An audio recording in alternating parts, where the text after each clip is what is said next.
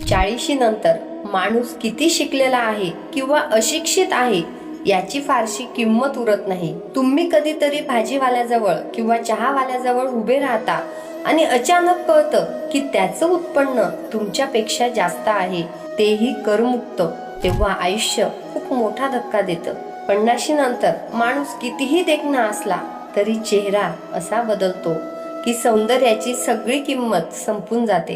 या वयानंतर सुंदर दिसणं नाही तर निरोगी राहणं जास्त महत्त्वाचं असतं। 60 नंतर तुम्ही कितीही मोठे अधिकारी असा, कधी तुमच्या एका सहीने संपूर्ण शहर चालत असेल, आज मात्र तेच गार्ड किंवा शिपाई सलाम करत नाहीत।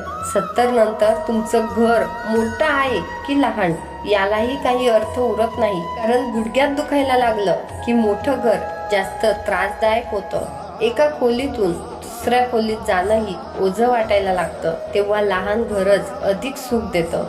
80 नंतर बँकेत कोट्यावधी रुपये असले तरीही तुमच्या टेबलवरचं जेवण 100-150 रुपयांच्या औषधांपेक्षा जास्त काही उरत नाही। माणूस संपूर्ण आयुष्य धावपळ करत राहतो, पैशांसाठी न जाणे किती डावपेच रचतो।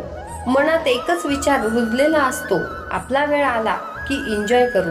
पण सत्य हे आहे, आपण रोज आपल्या त्या वेळेपासून दूर जात नाही तर अधिकाधिक म्हातारपणाच्या जवळ जात आहोत। आणि म्हातारपणात एन्जॉय कमी आणि आजारांशी संघर्ष जास्त असतो।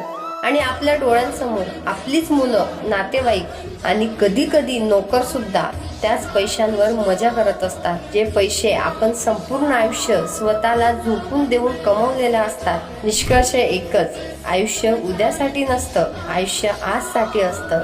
देवाने जे काही दिलं आहे त्याचा आनंद आत्ताच घ्यायला शिका।